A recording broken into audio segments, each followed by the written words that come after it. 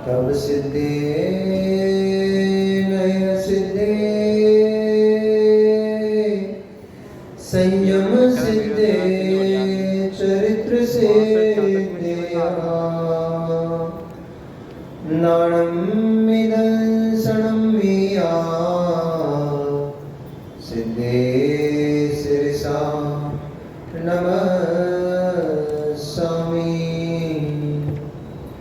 सिद्धं संपूर्णमभ्यर्थं सिद्धे कारणमुत्तमम्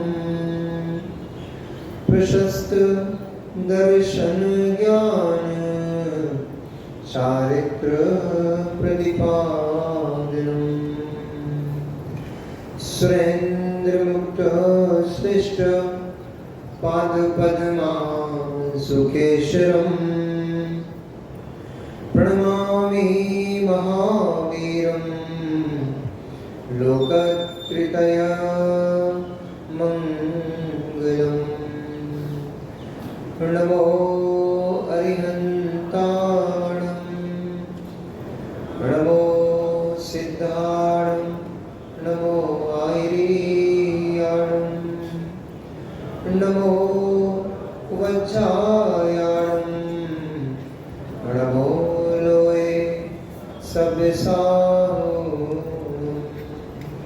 जब ये अनंत अनंत परम सिद्ध परमेश्वरी भगवान की, जब ये अनंत अनंत 24 तंत्र भगवान की, जब ये आचार्य पुण्य देव की, आचार्य श्री रविशंकर स्वामी महामुनिराज की, परम पूजनीय आचार्य देव जी विशुद्ध सागर महामुनिराज की, अहिंसमयी जैन धर्म की, वीतरागी प्रभु श्री रामचंद्र भगवान की, परम पूज्य श्री शास्त्र सागर जी महाराज की, योग सागर जी निपर सागर जी महाराज के, समस्त मुनि संघ के, उत्तम शौच धर्म की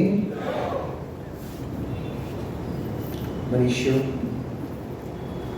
वर्तमान शासन है भगवान वर्धमान स्वामी के शासन काल में हम सभी भव्य जीव यहाँ विराजते हैं। परम भट्टारक महाश्रवण उन भगवान वर्धमान स्वामी के मुख कमल से निश्चित बागवादिनी भगवती मंजनवाणी का हम सभी भव्य जीव यहाँ करुणांजलि लगा करके पान कर रहे हैं। यह है बागवादिनी, यह भगवती मंजनवाणी सभी जीवों का कल्याण करे, सभी जीवों का मोक्ष मार्ग प्रशस्त करे।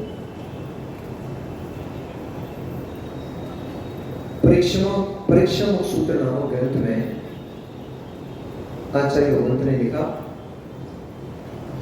हिता प्राप्ति परिहार समर्थन ही ततो ज्ञान में तत्।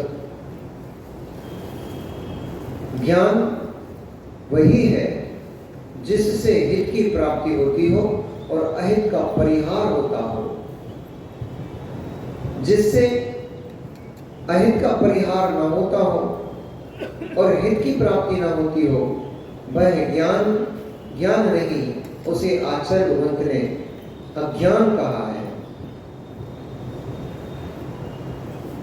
जगत में यह संसारी जीव अपने ज्ञान का नाना प्रकार से प्रयोग करता है। कितनी ऐसी अवस्थाएं हैं, कितने ऐसे कार्य हैं जिनको यह जीव ज्ञान से ही करता है, अथवा यूं कहें सभी कार्यों को ज्ञान से ही करता है, परंतु उसका ज्ञान अज्ञान रूप है। आज उत्तम शौच धर्म है, आज सुचिता की बात करना है। सुचिता अर्थात परिणामों की पवित्रता, हृदय की पवित्रता। अभी जैसे महाराज ने बताया, अनादि काल से इस जीव ने अब तक देह को तो एक बार नहीं अनंत बार पवित्र कर लिया। और बल्कि मैं यूं कहूंगा कि केवल पुरुषार्थ किया प्रवीण भैया देह को भी पवित्र नहीं कर पाए। अनादिकाल से न जाने कितनी बार स्नान किया, कितनी बार चंदन उपटन लेवलों का लेप किया, कितनी बार कितने कितने प्रकार के द्रव्यों को इस पर लगा डाला, लेकिन इस देह की अपवित्रता तो देखो। ये देह इतनी अपवित्र है कि इस देह से लग करके सुंदर से सुंदर चंदन जैसे द्रव्य भी, केसर जैसे द्रव्य भी अपवित्रता को प्राप्त हो गए, पर चंदन और केसर इस शरीर को पवित्र नहीं कर पाई। मां कितने शैम्पू लगा डाले, कितने शैम्पू लगा डाले, कितने फेस वॉश लगा डाले, कितने प्रकार के उपटन लगा डाले, कितनी बार ब्यूटी पार्लर का मुंह दिखाए हो, पर बताओ तो सुंदर कहां हो पाए, सुंदर कहां हो पाए? क्योंकि देह की सुंदरता को आचार्यों ने सुंदर नहीं कहा है। देह से आप क्या सुंदर हो पाओगे? शरीर से भी सुंदरता को देखोगे तो आप क्या सुंदर हो पाओगे? आपसे आप कितना मेकअप कर लो, कुछ भी कर लो, कुछ भी पोत पात किए जाओ, तब भी आपसे सुंदर तो वो विद्याधरों की विद्याधरियां होती हैं। आप क्या सुंदर दिख पाओगे? रावण की मंदोदरी के सामने आपका रूप कहां लगता? राम की सीता के सामने आपका रूप कहां लगता? आचार्यों ने पुराण में वर्णन करते हुए उन सतियों का, उन सुंदरियों का वर्णन करते हुए कई कई पेज भर दिए। तुम्हारे बारे में तो कोई लिखेगा भी तो 4 लाइन नहीं लिख पाएगा। फिर भी इस शरीर की सुंदरता के लिए, इस देह को पवित्र करने के लिए ना जाने कितना कितना पानी ढोल डाला, न जाने कितने कितने अपवित्र, सुंदर करने के लिए, पवित्र करने के लिए कितने और अपवित्र लगा डाले, कितने और अपवित्र पदार्थ इस पर लेप डाले। साबुन से नहाते हो, साबुन पवित्र है क्या? साबुन से नहाते हो, साबुन पवित्र है क्या? साबुन अपने आप में ही स्वच्छ नहीं है, तुम्हें क्या स्वच्छ करेगा? उसमें चर्बी मिली होती है, वो तो छूने योग्य भी नहीं है। मांस को छू करके यदि किसी की डेड बॉडी में जाते हो तो आकर के नहाते हो नहीं नहाते हो? कैसे प्रवेश कर जाते हो चौके में? किसी की शव यात्रा में जाते हो, आपने उसको छुआ नहीं भी हो, तब भी घर पे आकर के पहले स्नान करते हो, स्नान से अपने शरीर की शुद्धि करते हो, स्वच्छ करते हो, फिर घर में प्रवेश करते हो। उस साबुन जिससे आप नहा करके अपने आप को शुद्ध मान रहे हो, उसमें चर्बी मिली हुई है, उसमें मांस का पिंड मिला हुआ है, उसमें जीवों के अर्क निकल के डलते हैं, उससे आप अपने आप को शुद्ध कर रहे हो। ये हमारे आज की युवा पीढ़ी, और वो युवा को क्या कहें, अब तो सभी युवा हो गए हैं। 80 साल की अम्मा भी युवा बनी घूम रही है, उसको भी होटलों के खाने में ही आनंद आ रहा है। अरे माताओं,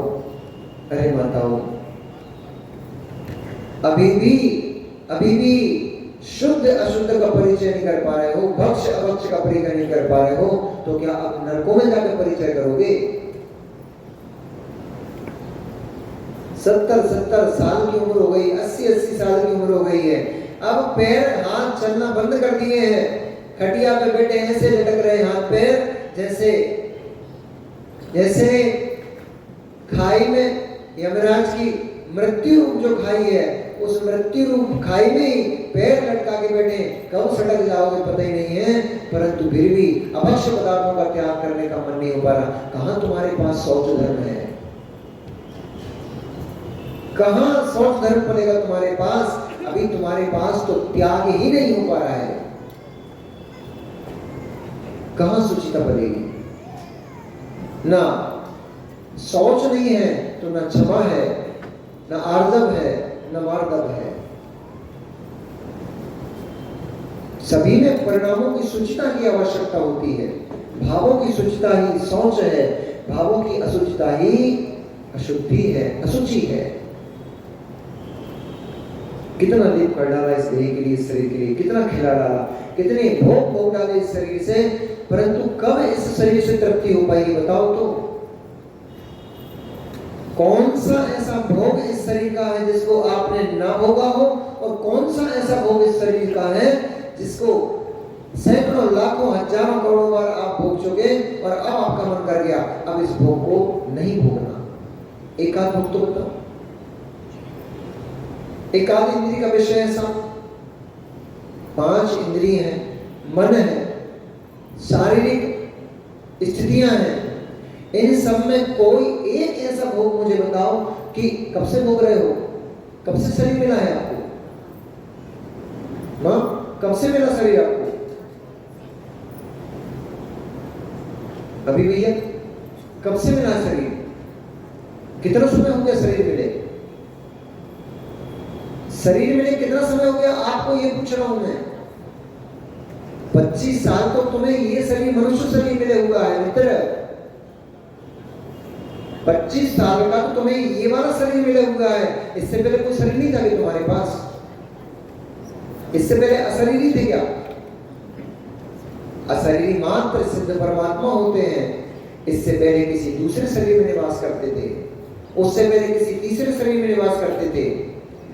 जैसे जैसे आज की युवा पीढ़ी नई नई नई बदल बाइक्स गाड़ियां बदलती है, ऐसे ही आपने एक नहीं दो बार नहीं, असंख्यात बार, अनंत बार शरीर को बदल डाला है। अनंत शरीरों को धारण कर चुके हो। यदि आप एक जीव के, अनंत जीवों की बात नहीं कर रहा हूं मैं, एक जीव के शरीरों को इकट्ठा करके इस भरत क्षेत्र में रख दिया जाए, इस मध्य लोक में रख दिया जाए, एक योजन चौड़ा, एक राजू चौड़ा, योजन नहीं, एक राजू चौड़ा ये पूरा मध्यलोक। इस एक राजू चौड़े मध्यलोक में यदि एक जीव ने जितने शरीर इकट्ठे किए हैं उतने शरीरों को इकट्ठा करके रख दिया जाए तो पूरे इस एक इतने बड़े मध्यलोक में एक भी स्थान खाली नहीं पड़ेगा, बचेगा नहीं स्थान। शरीर बचे रह जाएंगे, लेकिन इस शरीर को रखने के लिए स्थान की पूर्ति नहीं हो पाएगी। इतने शरीर धारण कर चुके हो। 1,40,000 योजन इस मध्यलोक की ऊंचाई है और एक राजू चौड़ा है। इतने विशाल क्षेत्र में यदि आप एक व्यक्ति के शरीरों को इकट्ठा किया जाए तो इस क्षेत्र में रखने के लिए स्थान भी नहीं बचेगा। इतने शरीरों को धारण कर चुका है जीव। इस शरीर को चमकाने के लिए कितने कितने द्रव्य लगा डाले। सारी पर्यायों के द्रव्य अगर इकट्ठे करोगे तो ये पूरा का पूरा जम्बूदीप छोटा पड़ जाएगा। इतने प्रोडक्ट्स, इतनी क्रीम, इतने पाउडर, इतने प्रकार के उपटन आपने इस शरीर को शुद्ध करने के लिए लगा डाले, पर अभी तक तो शुद्ध नहीं हो पाया। अभी कितने ड्यू लगा डाले भैया? राजीव भैया के भैया क्या नाम है? लकी भैया कितने ड्यू लगा डाले, कितने सेंट छिड़क डाले, कितने प्रकार के, और वो क्या क्या आते हैं दुनिया भर के आइटम, क्या क्या लगा डाला, परफ्यूम आदि कितने लगा डाले, पर घंटे भर के बाद देखो। और यहाँ तो चिमटी वाला में घंटा, आगरा में तो घंटा भर भी नहीं लगता है। इधर नहा के निकले, इधर फिर पसीना, सारा साबुन बर्बाद हो गया, सारे डियो बर्बाद हो गए, सारा सेंट बर्बाद हो गया। लगाते रहो कितनी, तुम्हारे शरीर की परिणति ही अशुद्ध है। ये तो बना ही अशुद्ध से है, इसको कैसे शुद्ध कर पाओगे? नभ मध्य द्वारे रे सैन्य सेवा से नामे लिए गिने आवे। नो मध्य द्वार निरंतर इस देह में बहते ही चले जा रहे हैं। तुम क्या शुद्ध कर पाओगे? कैसे शुद्ध कर पाओगे? कहां शुचि तक पहुंच रहे हो? कभी नाक बहने लग जाती है, कभी लार बहने लग जाती है, कभी आंखों से पानी बहने लग जाता है, कभी कानों से मल फूटने लग जाता है, कभी कफ निकल आता है मुंह में से, कभी मल निकलता है, कभी मूत्र निकलता है, कभी पसीना छोड़ता है शरीर। 24 घंटे दिन रात अहरनेस इसमें मल के अलावा बाहर निकलते क्या है? जो भरा होगा वही तो निकलेगा। राजेश जी, इसमें जो भरा होगा, कमंडल में पानी भरते हो तो कमंडल में से पानी निकलता है। जग में मुनिराज को चलाने के लिए दूध भरते हो तो उसमें से अंजलि में दूध आता है। ऐसा कभी हुआ आपके साथ कि आपने जग में दूध भर के रखा हो और चलाते टाइम पानी भर के निकलने लग गया हो? जो भरोगे वही तो निकलेगा। भरा मटमैला पानी है और अपेक्षा करते हो कि इसमें से सुगंधित मिष्ट दुग्ध निकलने लग जाए, कैसे निकलेगा? भरा ही मटमैला पानी है तो कैसे दुग्ध निकलेगा? इस देह में मल, मूत्र, हड्डी, मांस, पीप, इसके अलावा मूत्र आदि, इसके अलावा भरा ही क्या है? ऊपर से वो तो पैकिंग अच्छी हो गई है इसलिए चमकदार दिखाई देता है, अंदर देखो सड़ी मिठाई भरी पड़ी है, दुर्गंधमय है। डिब्बे पे रिश्ते चले जा रहे हो, डिब्बे पैकिंग पे रिश्ते चले जा रहे हो, इसलिए स्वयं के शरीर पर राग करते हो। और अहो आश्चर्य, स्वयं के शरीर पर राग करो तो करो, दुनिया दूसरों के शरीर पर राग करते चले जा रहे हो, डिब्बे को देख रहे हो, ताली बजा रहे हो। अरे शर्म खाने की बात है, ताली बजाने की बात नहीं है। शर्म खाओ अपने ऊपर रीझते हो तो रीझते हो, अपने रूप को देखते हो तो देखते हो, दूसरों के रूपों को देख देख करके अपना स्वरूप नष्ट भ्रष्ट कर रहे हो।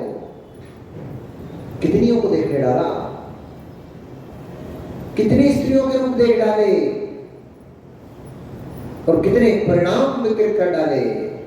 साहूकार इसलिए बने घूम रहे हो मित्र, पंकज भैया, मित्र इसलिए साहूकार बने घूम पा रहे हो क्योंकि वस्त्र पहने घूम रहे हो। अपने परिणामों की धारा को किसी को बताया नहीं है, इसलिए अपने आप को कुछ को देखते हैं। कुछ स्त्रियां अपने आप को बड़ा शीलवंती प्रदर्शित करती हैं कि हम तो बिल्कुल एकदम धर्मात्मा, हम तो कोई पाप करते नहीं है। परिणामों से मिलो, परिणामों की धारा से एक बार मिलो। कितने पुरुषों के साथ संभोग कर चुकी हो, कितने पुरुषों के रूपों पर लालायित हो चुकी हो, कितने पुरुषों को अपनी इन दोनों नेत्रों से निहार कर देख चुकी हो। शेषा स्पर्श रूप शब्द मनः प्रविचारा। आचार्य उमा स्वामी से मिलो, क्या कह रहे हैं? केवल शरीर का स्पर्श करने मात्र से अब्रह्म सेवन नहीं होता है, केवल शरीर को छूने मात्र से ब्रह्म भाव नहीं होता है। ये तो पहले दूसरे स्वर्ग तक की व्यवस्थाएं हैं, वहां तक शरीर से प्रविचार होता है, वासनाओं का स्मरण होता है। शेषा स्पर्श रूप, चौथे स्वर्ग के ऊपर आओगे तो रूप देखने से भी प्रविचार होता है। किसी स्त्री किसी पुरुष का रूप देख करके आपके मन को संतोष मिल रहा है और देख रहे हैं उसके रूप को, कितना सुंदर दिखाई देती है। और इसके रूप की सुंदरता तो मेरे मन को पवित्र करती है, मेरे मन को तृप्त करती है। मित्र देख लो रूप, तुम्हारा स्वरूप नष्ट होते चला जा रहा है। ये अब्रह्म भाव है, ये असुचि भाव है। यहां तक नहीं, अभी और आगे चलो। स्पर्श रूप शब्द, सबसे ज्यादा अब्रह्म का सेवन ये वर्तमान पीढ़ी मोबाइल के माध्यम से करती है। कभी मिले हैं नहीं, कभी देखा नहीं, केवल फोन पे चैटिंग होती है, फोन पे बात होती है। उस शब्द स्त्री के मधुर आवाज में शब्द सुनकर के रजत भैया स्त्री के मधुर आवाज में शब्दों को सुनकर करके और ये युवा अपने ब्रह्म धर्म को नष्ट करता है। फिर जाकर के अंत में एकांत में जाकर के अपनी धातु का क्षरण कर किया जाता है, ब्रह्म स्वभाव को नष्ट कर डालता है।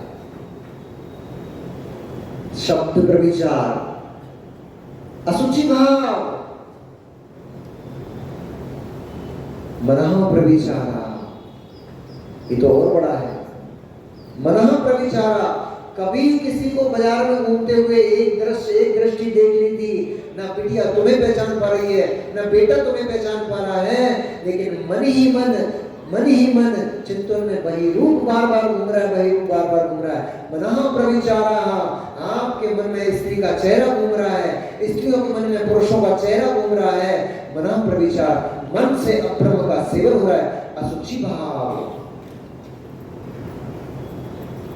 असुचि भाव। अभी तक आपने असुचिता को समझा कहां है? मित्र पूछे आपसे, दीपक भाई वस्त्र पहने क्यों घूम रहे हो? प्रकृति ने प्रदान किए थे तुम्हें। आज बहुत सारे लोगों को मैं उत्तर देता हूं। कई लोगों का प्रश्न होता है, ये दिगंबर जैन मुनिराज वस्त्रों को उतारकर घूमते हैं, नग्न क्यों रहते हैं? आज मैं उनको उत्तर देता हूं, मित्र वस्त्र क्यों पहनते हो? जब उत्पन्न हुए थे तो कौन से कपड़े पहनकर आए थे? जब मां की गर्भ से बाहर आए थे तो कोई कपड़े थे क्या तुम्हारे शरीर पर? क्यों? प्रकृति ने एक दो वस्त्र पहना के पहुंचा दिया होता। जैसे शरीर का निर्माण मां के गर्भ में हो सकता है, वैसे ऐसी मांस की अथवा ऐसी कोई झिल्ली टाइप या लपेट के पहुंचा देते, ताकि वो परंपरा चलती रहती। बाहर आके वो झिल्ली हटा के आप कपड़े पहन लेते। अंग उपांगों पर ऐसी कोई झिल्ली नहीं लगी हुई थी। गर्भ सम्मोचन, गर्भोपादाचन, तीन प्रकार के जन्म है। सम्मोचन जन्म होता है, गर्भज होता है और उपपाद होता है। तीनों ही प्रकार के जन्म में ऐसी कोई व्यवस्था नहीं है जहां पर उनके अंग उपांगों के ऊपर कोई आवरण लटक के आता हो। होता हो तो बताओ। यहां आकर के एक छोटा सा 7 साल 6 साल 5 साल पहले तो 10-10 साल के बच्चे नंगे घूमते रहते थे, 8-8 साल के बच्चे नंगे घूमते रहते थे। क्यों? क्योंकि उनके अंदर विकार भाव नहीं था, वासनाएं नहीं थी, इसलिए उनको कपड़े पहनने की आवश्यकता नहीं पड़ती थी। वे नन्हे से छोटे से 2-2 3-3 4-4 साल के बालक उनको अपनी बहन अपनी गोद में उठा लेती है, उनको माँ अपनी गोदी में बिठा लेती है, अपने सीने से लगा लेती है, फिर भी उनको विकार भाव उत्पन्न नहीं होता। इसका नाम शुचि भाव है। तुम्हारे अंदर यह शुचिता नहीं बची है, इसलिए तुम्हें कपड़े पहनना पड़ते हैं।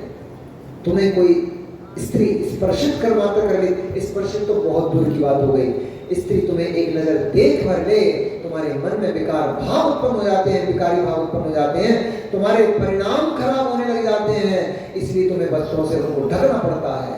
एक मिनट में पूरी पोल पट्टी खुल कर रखा जाएगी।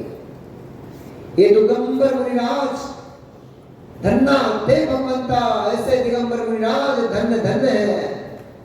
क्या देखते रहते हो तुम लोग? क्या देखते रहते हो तुम लोग? और क्या देखते रहते हैं इनको जमाना पता नहीं। जिसको इस दिगंबर मुनिराज के ऊपर शंका हो, दिगंबर वेश के ऊपर शंका हो, वो एक दिन, केवल एक दिन मात्र मुनिराजों के साथ पूरे वस्त्र उतार करके भरे बाजार में घूम के देख ले, उसको पता पड़ जाएगा दिगंबर क्या होता है,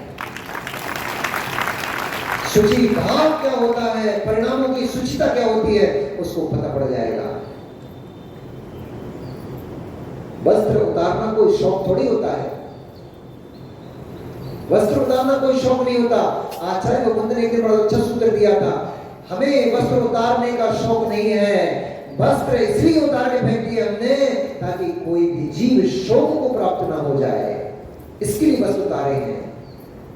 वस्त्र बनाने में हिंसा, कपास बनाने में कितनी हिंसा होती है, एक एक धागा बनाने में कितनी हिंसा होती है, वस्त्र को बनाने में हिंसा होती है, वस्त्र को खरीदने में भाव हिंसा होती है, वस्त्र का संरक्षण करने में, रखने में हिंसा होती है।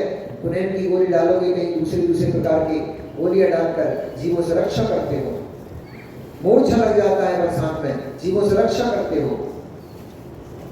वस्त्र के रखने में हिंसा, वस्त्र के रखने में हिंसा, फिर वस्त्र को उपयोग करोगे गंदा हो जाता है, धोने में हिंसा, जलकाई जीवों की हिंसा, पृथ्वीकाई जीवों की हिंसा, और जो भूमि में, जो नाली में आपका साबुन सोड़ेगा जल जाएगा, वहां जीवों की तरस, जीवों की हिंसा होगी।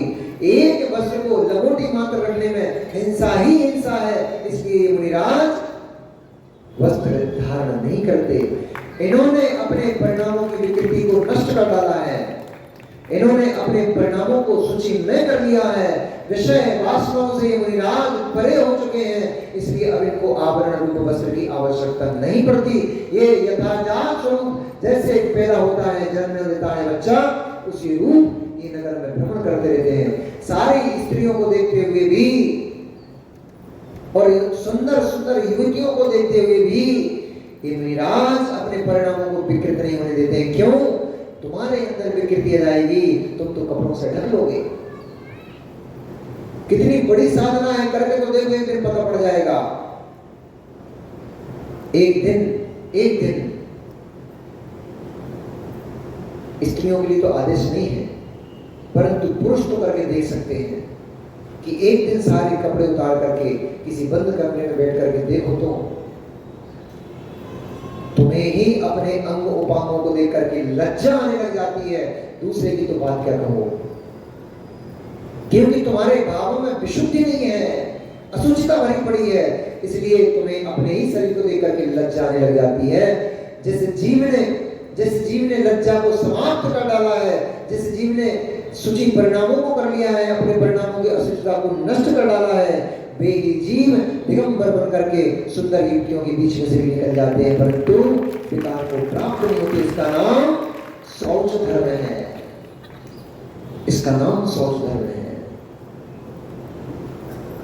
मिलो परिणति से इसकी चंद्रनखा की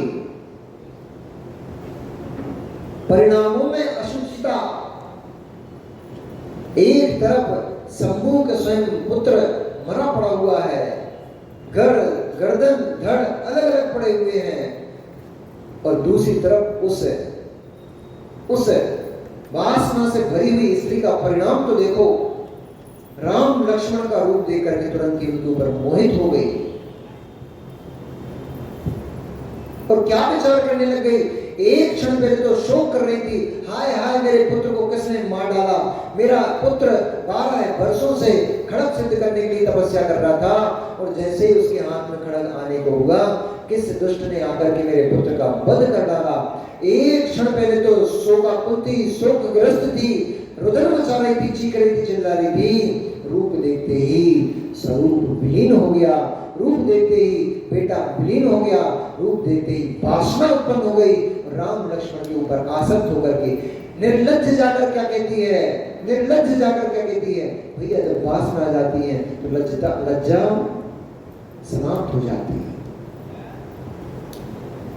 जब वासना सताने लग जाती है जीव को, फिर लज्जा नहीं बचती, फिर जीव निर्लज्ज हो जाता है। वह स्त्री वह चंद्रनखा रामचंद्र जी से जाकर क्या कहती हैं कि हे देव, आप जैसे पुरुष को पाकर के मैं कृतार्थ हो जाऊंगी, यदि आपका समागम मुझसे हो जाए तो मेरा जीवन धन्य हो जाएगा।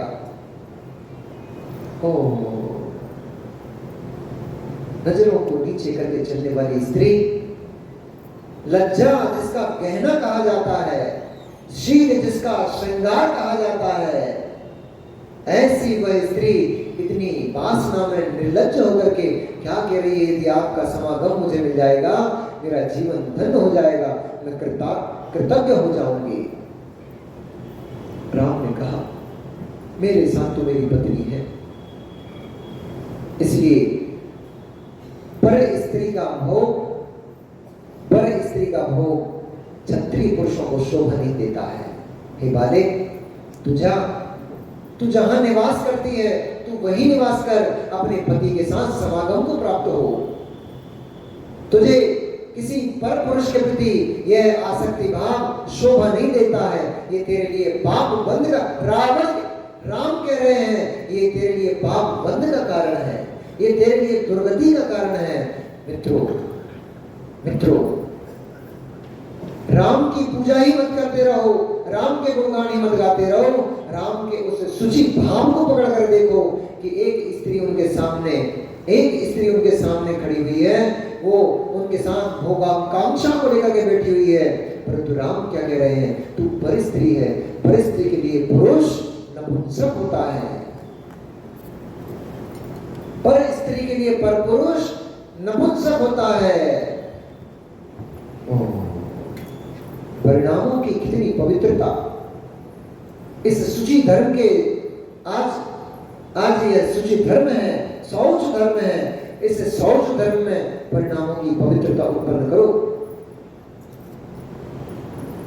जब राम लक्ष्मण से उसकी दाल गलती नहीं दिखी तो अपना रूप बिगाड़ करके, अपने वस्त्रों को फाड़ करके, बालों को फैला करके, रुदन करती हुई और सारा श्रृंगार नष्ट करती हुई वह भागी भागी अपने महल पाताल लंकापुरी पहुंची और जाकर अपने पति खरदूषण से कहती है, देखो देखो दो भूमि गोचियों ने मेरी क्या दुर्दशा कर डाली है।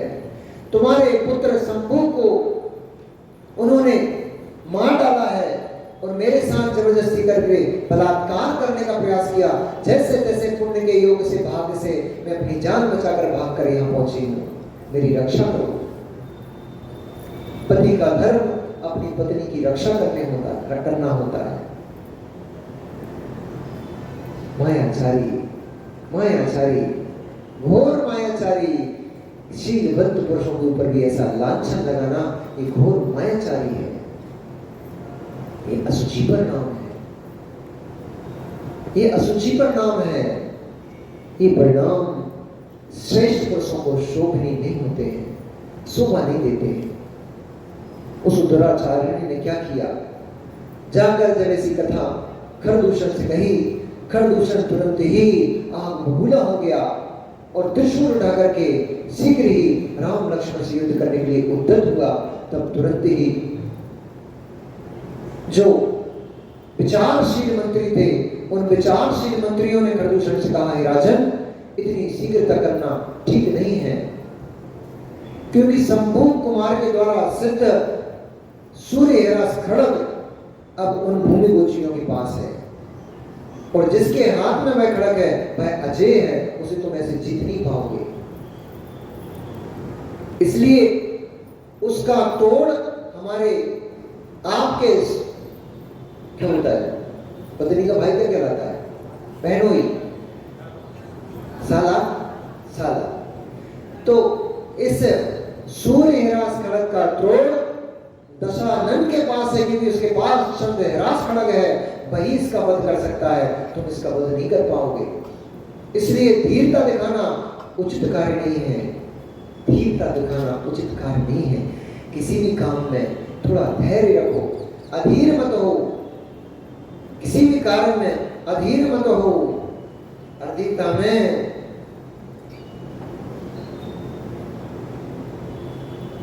बनते हुए काम बिगड़ जाते हैं। तुरंत ही अधीर नहीं होना चाहिए। किसी ने कुछ कहा, तुरंत मत उबलो, तुरंत मत उबलो।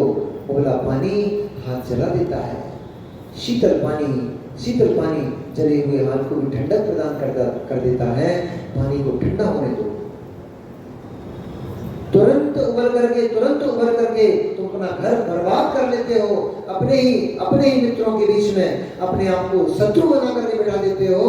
तुरंत नहीं उबलना चाहिए, थोड़ा धैर्य धारण करना चाहिए। विषम परिस्थिति में, विपरीत परिस्थिति में तुरंत लड़ने मत लग जाओ, तुरंत सुनने और सुनाने मत लग जाओ। थोड़ा प्रवेश भैया धैर्य धारण करना चाहिए। धैर्य धरो। धैर्य बिगड़े हुए कामों को बना देता है और अधीरता बनते काम बिगाड़ देती है। धैर्य धरना चाहिए, सुन करके समझ करके फिर निर्णय करना चाहिए। विवेकी पुरुषों का यही कार्य है। उस खरदूषण ने जब मंत्री की सलाह समझी, तुरंत उसने एक युवा अश्व के ऊपर एक युवा पत्रवाहक को पत्र देकर पहुंचाया। दशानन से निवेदन किया कि आपके बहन शूर्पणखा के साथ बड़ा दुराचार हुआ है, बड़ा अत्याचार हुआ है। 2 भूमि गोचियों ने उसका बड़ा अपमान किया है, तिरस्कार किया है, इसीलिए बोलते थे शूर्पणखा की नाक कट गई। उसका अपमान हो गया कि स्त्री पुरुष को चाह रही है पर पुरुष को उसको नहीं चाह रहा, यही उसका बड़ा अपमान है। ऐसा अपमान तुम्हारी बहन का बड़ा अपमान हुआ है और तुम्हारे भांजे शंभू को उन दोनों भूमि गोचरियों ने शीर्ष धड़ से अलग कर मृत्यु को प्राप्त करा दिया है। इसलिए तुम शीघ्र पहुंचो, विशाल सेना को लेकर के तुम शीघ्र ही उस वन में पहुंचो। कौन सा वन? कौन सा वन है? भूल गए क्या? दंडक वन। कौन सा वन है? वह अपवित्र भूमि, अभी आने वाला प्रकरण, वह अपवित्र, और यूं कहें क्षेत्र ना पवित्र होता है ना अपवित्र होता है। क्षेत्र तो क्षेत्र है, जीव ने जैसा कर्म किया होता है उस क्षेत्र में उसे वैसा ही कर्म का फल भोगना पड़ता है। उस दंडक वन में कोई पक्षी पशु भोजन का लाभ प्राप्त कर रहे होंगे तो कोई अलाभ को भी प्राप्त हो रहा है, अभी चलते हैं मिलेंगे। उसने रावण को समाचार दिया खरदूषण ने कि शीघ्र ही तुम उस दंडक वन में पहुंचो, हमारे शत्रुओं का संहार वहां करने चलना है। ऐसा सुनते ही परंतु अपने बेटे की मृत्यु में अधीर वह खरदूषण एक क्षण भी अपने आप को वहां रोक नहीं पाया। उसने सोचा जब तक वहां से दर्शन आएगा तब तक मैं पहुंचकर उनको देख ही लेता हूं। ऐसा अधीर खरदूषण जिसके पास 14,000 योद्धा सुबह तैयार हर समय खड़े रहते थे, 1 2 10 50 नहीं, 14,000 बड़े बड़े राजे महाराजे सुबह हर समय उसके पास तैयार खड़े रहते थे। जैसे ही खरदूषण अपने अस्त्र शस्त्र लेकर बाहर निकला तुरंत ही 14,000 सैनिक, 14,000 और योद्धा उसके साथ तुरंत चल पड़े और जाकर शीघ्र ही विद्याधर थे, उनको कौन समय लगना है, अपने अपने वाहनों पर विमानों पर आरूढ़ हो वे तुरंत ही शीघ्र ही उस दंडक वन में पहुंच गए। 14,000 योद्धा, फिर हर योद्धा की अपनी अपनी विशाल सेना। ऐसा बवंडर मच गया, ऐसा लग रहा था जैसे कोई विशाल तूफान ही बर्बादी को लेकर के और आगे बढ़ा चला आ रहा है।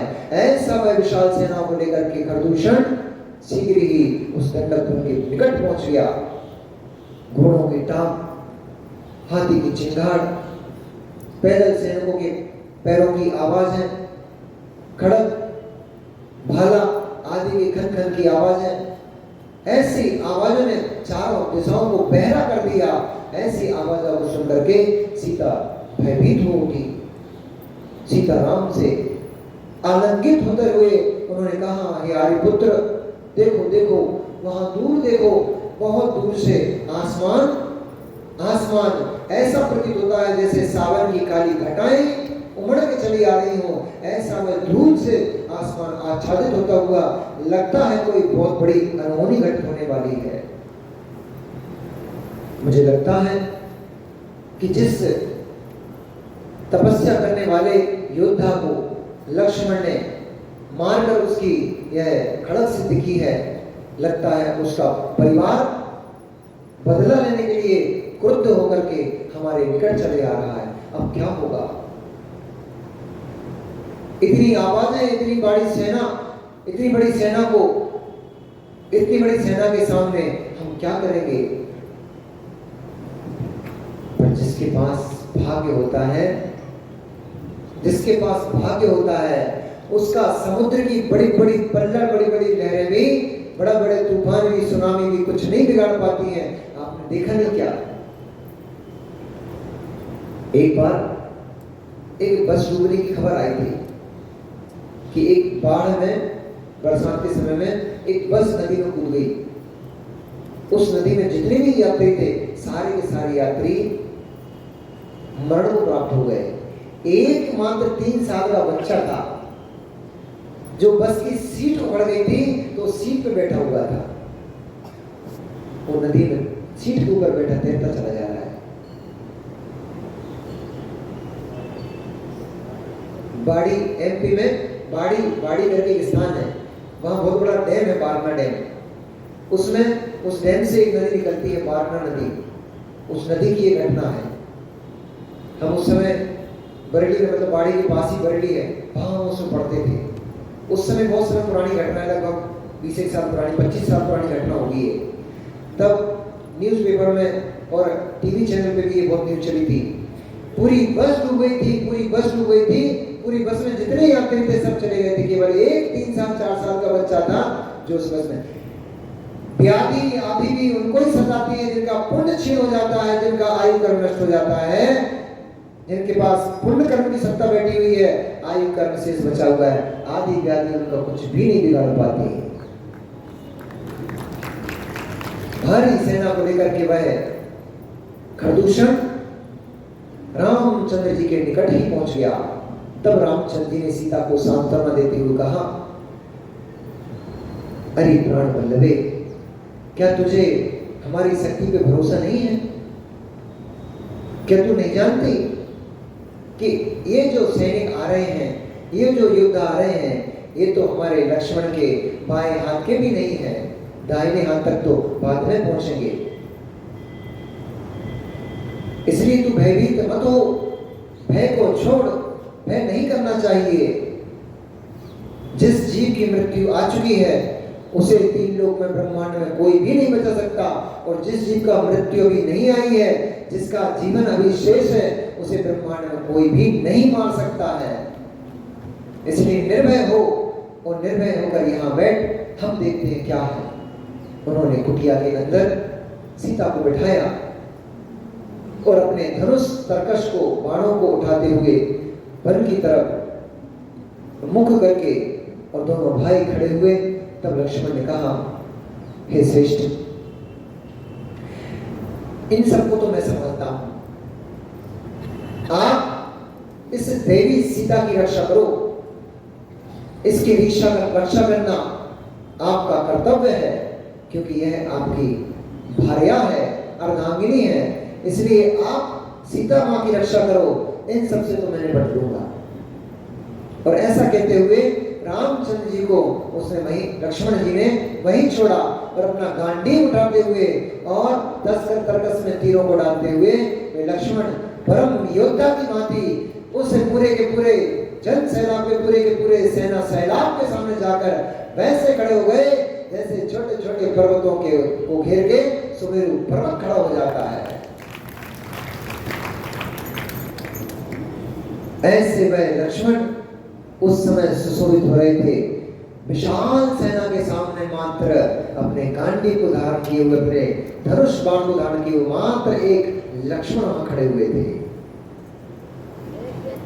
और लक्ष्मण ने जैसे ही सेना समूह सामने आया, उन्होंने एक एक तीर के माध्यम से लाखों लाखों ऐसे मंत्रों को, ऐसे तीरों को छोड़ा कि एक तीर यहां से छोड़ते थे, लाखों तीर उसमें से निकलते थे और लाखों तीर जाकर के लाखों लोगों को जमी दोष कर देते थे, मुंह में मिट्टी में मिला देते थे।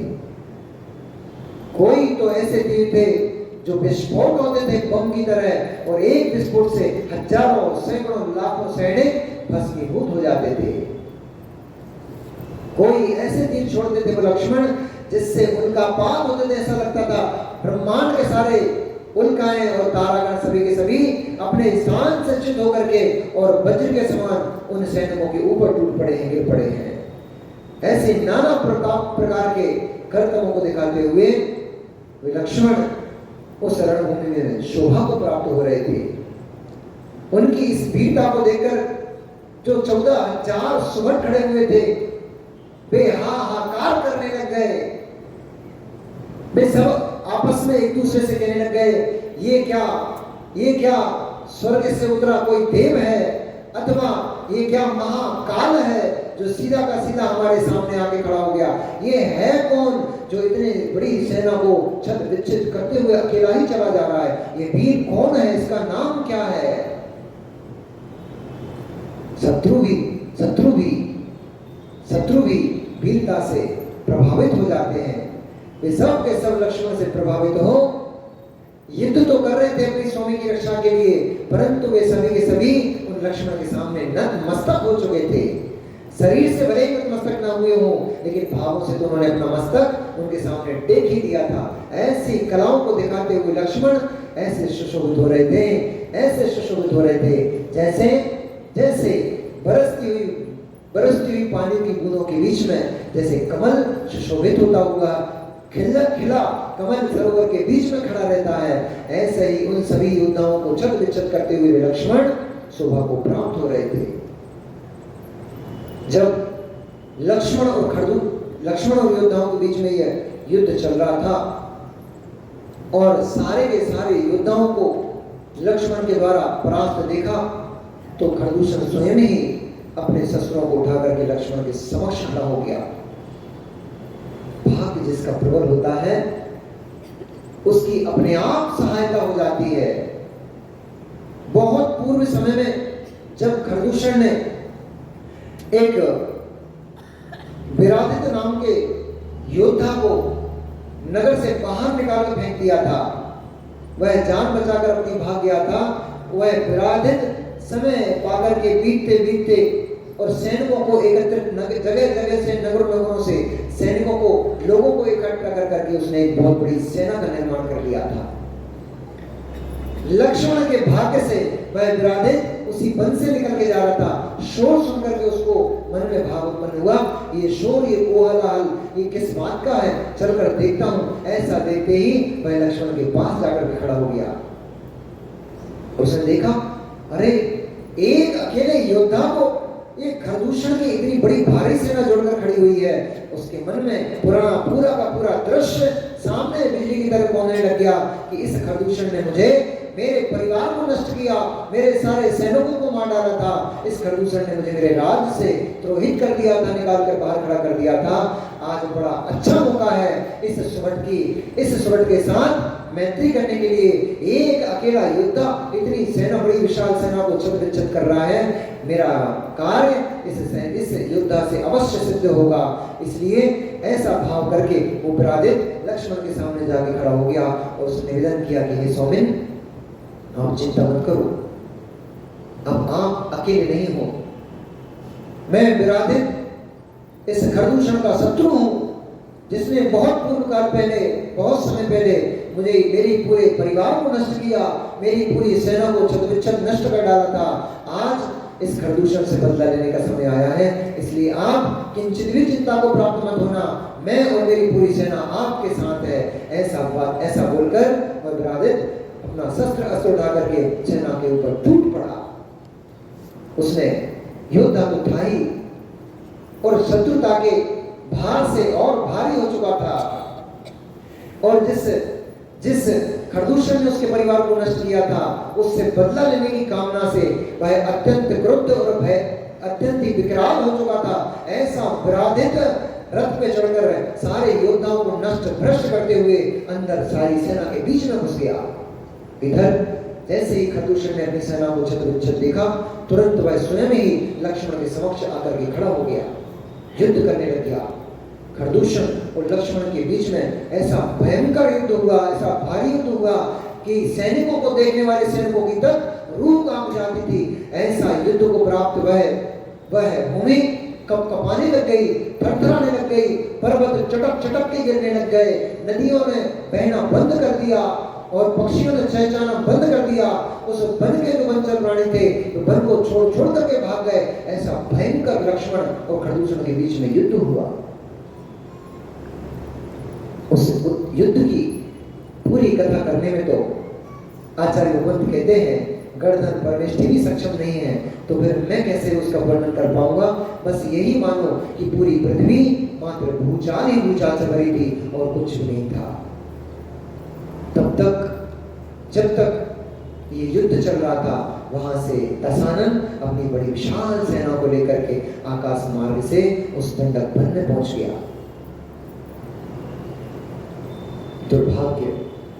दुर्भाग्य जब जीव का पाप कर्म उदय में आता है तो संयोग ऐसे मिल जाते हैं, तो संयोग भी ऐसे मिल जाते हैं कि वह पाप परिणति करा देते हैं।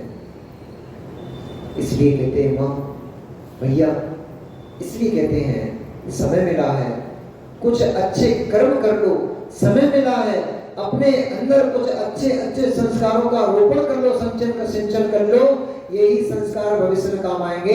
कहीं पाप के संस्कार पड़ गए, कहीं अधर्म के, अत्याचार अनाचार के संस्कार पड़ गए, कहीं कुकर्म करने के संस्कार पड़ गए, कहीं विषय वासनाओं के संस्कार पड़ गए।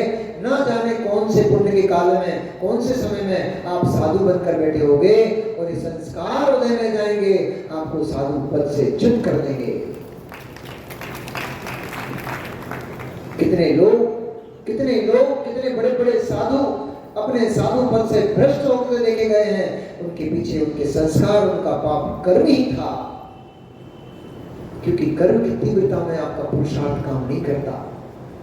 ये तो भला मानो, ये तो पीठ ठोको अपने आप की और बार बार धन्यवाद दो अपने परिणामों को। जाने कौन से काल में कौन से अच्छे अच्छे परिणाम करके यहाँ पहुंच गए हो। मन लग रहा है धर्म करने में, नहीं तो लोग काटने खाने में ही, कमाने खाने में अपना पूरा जीवन लगाए बैठे हैं। उनको इस बात की फिक्र नहीं है कि मेरी आत्मा का भी कल्याण हो, ऐसा कुछ कार्य करना चाहिए। अरे उनको इस बात का ही ज्ञान नहीं है कि मैं आत्मद्रव्य हूँ, उन्हें इस बात का ही ज्ञान नहीं है कि मैं मनुष्य हूँ, उन्हें इस बात का ही ज्ञान नहीं है कि इस पर्याय से मैं मोक्ष की सिद्धि कर सकता हूँ, मैं भगवान बन सकता हूँ। इस बात का ज्ञान ही नहीं है जीवों को। अधिक संख्या उनकी ही है जिन्हें तत्व का ज्ञान है, जिन्हें अपनी आत्मा का बोध है, जिन्हें इस बात का ज्ञान है कि इस मनुष्य शरीर से भगवान बना जा सकता है। ऐसे जीव मुट्ठी भर है मात्र, उन्हें ऊपर गिनने लाए गए हैं। वास्तव में इस पूरे संपूर्ण लोक में, एक लोक में, पूरे तीनों लोक में ऐसे जीव ठसाठस भरे पड़े हैं जिनको इस बात का ही ज्ञान नहीं है कि मैं जीव द्रव्य हूँ, मैं भगवान आत्मा हूँ। इसलिए आचार्य भगवंत ने परिश्रम को लिखा था, हिता हित प्राप्ति परिहार समर्थी ततो ज्ञान में वो तत्। ऐसे जीव अनंत हैं जिन्हें हित की प्राप्ति का कोई ज्ञान नहीं है, अहित में ही लगे पड़े हैं। रावण जैसे वहां पहुंचा, सर्वप्रथम उसकी दृष्टि उस कुटिया के बाहर बैठी सीता के ऊपर पड़ गई। ओह, हे रूप, हे रूप, हे रूप, धिक्कार हो तुझे, हे रूप धिक्कार हो तुझे।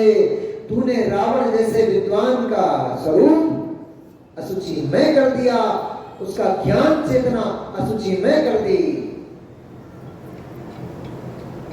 रूप को देख करके वो अपने जमाई को भूल गया, रूप को देखकर अपने भांजे को भूल गया, रूप को देखकर वो चंदन खा के तिरस्कार को भूल गया, सब कुछ भूल गया।